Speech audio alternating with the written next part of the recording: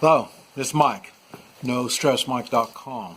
Okay, what I want to talk about is the characteristics of each individual in the three-man meet and greet team.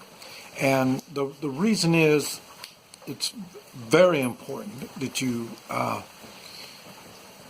the right attitude. Now, if you don't, you need to get in that attitude when you get in this position. Some people are more naturally have the proper attitude, but in a shit at the fan situation, you don't have that luxury. And so some of the people that's on the team may have to do an attitude adjustment. And this is what I want to talk about. Now, the goal of a three-man meet and greet team, they're the ones that are going to be in the most extreme life and death situations. And this is what I have a problem with when people think they're going to get a militia together and put it all together. It doesn't work that way. You're going to get scared. You're going to make mistakes, and it's not a good thing. The aftermath will be bad. People are going to get hurt, and anybody that's hurt, either through accident or being wounded, you're not going to get good medical care. So this is why we try to avoid that stuff by using the three meet and greet. And they have to understand that their safety is secondary. That's why good tactics are important. If you have good tactics, you're going to survive through the situation. And your tactics, this is what I do. I get people that have tactics. They already know what they're going to do. I put them in a situation where their tactics no longer work. Then they have to improvise, and that's when people make mistakes. This is why you're using the same three-man group. This way, they get experience. Then, with experience, they're able to come up with different ideas on the cuff. I mean, instantly, because there's nothing goes perfect. So, but you need to have the experience to be able to adapt to the whatever happens. Okay, now, like I say, the goal of the three-man meet and greet is the protection of other people, not yourselves. It's other people. And like in my particular situation, we are in an area where we have to take care of all these people that stay out here. And what we're going to be going up against, no telling what it is. I mean, it could be police, military, like I say, bandits, refugees. It could be anything. And this is why these three need to understand they need to handle things properly for the safety of the group. Now, the same thing will apply if you are in a band of refugees and you're moving from one location to another. Depending on your group, the size of the group, and how well managed your group is, you're going to be doing basically the same thing. Your responsibility is to the group, not so much for you. Okay, now there's this is two extreme differences on the three-man meet and greet. On being a refugee, it doesn't necessarily mean to be a refugee. If you're moving from, police would use it, military would use it, bandits are going to use the same thing. As they're moving, they need to size up the situation and figure out, do they want it to go violent or not? And if not, if so, you need to have some really good tactics in which you're at the disadvantage when you're moving. And so what you need to be able to do is negotiate, find out ask the right questions, answer the right questions properly, and this type of stuff. And remember, you are representing the group. It doesn't matter if you're a bunch of refugees or if you're military. It doesn't make any difference. As you're moving, you're going to make encounters, and as you get these encounters, like say in the movies, everybody's fighting it out and all this kind of stuff. The reality is, you don't want to do that. There's a good chance you're going to get hurt. So we're trying to avoid the violence. Okay, and especially when you're moving, because like I say, you're at the disadvantage. You're in somebody else's area. Now, back to somebody else's area, you're in my area now, and so my three-man meet and greet, like I say, our responsibilities to the others. We have a moral responsibility. And what we have to do when we make an encounter with somebody, doesn't make any difference who these people are, we need to find out, the first thing is if they're a threat. That's the very first thing. And and it takes experience to figure all this stuff out. And so you have to figure out if they're a threat.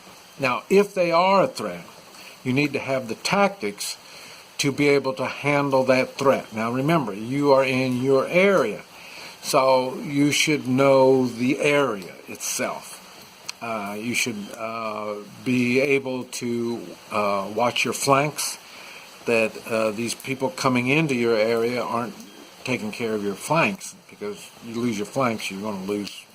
Not a good thing. So you need to have the tactics to be able to use force if you find it necessary. And but we're trying to avoid it. But it's different when it's your area. Because it is your area, these other people are coming in. So right off the bat, they're a threat. Just right off the bat. So now you have to determine what kind of a threat they are. And if it's the kind of threat that you're going to have to use force to eliminate that threat or not. So, like I say, it takes leadership. This is why we're using the three-man meet and greet. And you just don't have any yahoo coming up there and meeting everybody. You don't. And even with the three-man meet and greet, only one will do the talking. And so when you do the talking, like I say, they are a threat because they come to your area. So now what you got to determine is, are they a true threat, or are they just passing through, or they're just looking for information, or, all this depends on your particular situation. So this is something like if it's in your camping area, this is like you've been moving and then you've stopped and now you've settled in and now these other people come in. That's the same thing. They're coming into your area. So you need to make all these determinations, and the idea, if they are a threat, you need to have the tactics. If they're not a threat, you still need to have the tactics on how are you going to handle this encounter. And this is it's a very, very important situation.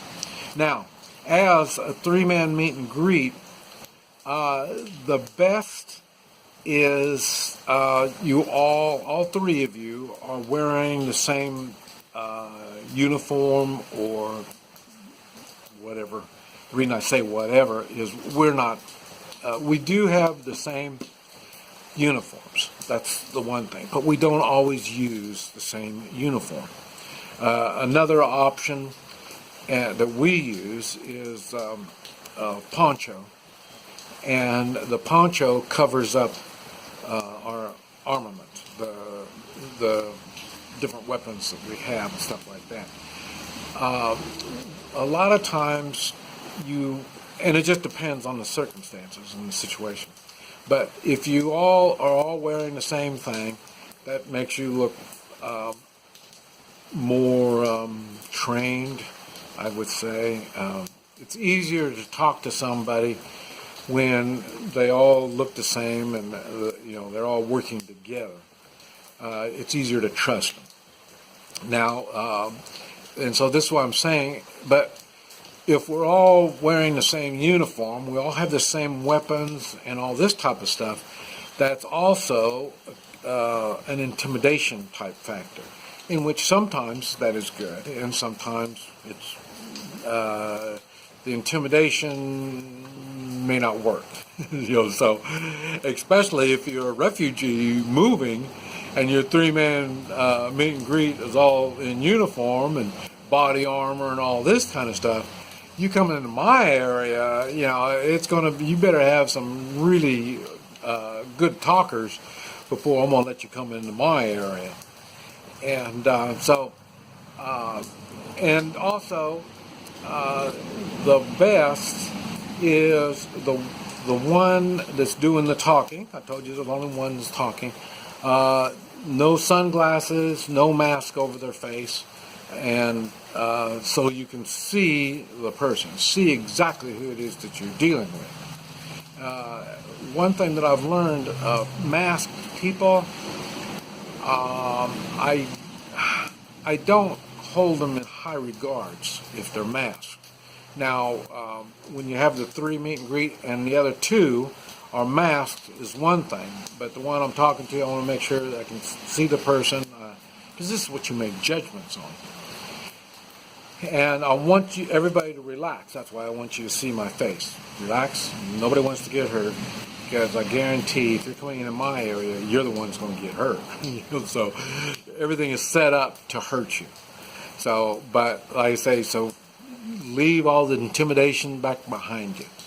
And even when I'm coming up against a force, I won't use the intimidation part. Very seldom would I use the intimidation part. Just our appearance in the way of being organized and well trained is plenty enough. Any more than that, like I say, showing you we got body armor, we got all these fancy guns and all this kind of stuff. No, not really. But that's to me. Now, I know a lot of people, especially nowadays, a lot of people are weak and they're confused, you're on the road, you're tired, you're all kinds of stuff, so they can be intimidated. So, but it just kind of depends. But this is just something that you need to think on. And I say the three-man meet and greet is a big thing. So you need to think about it. This is Mike, NoStressMike.com.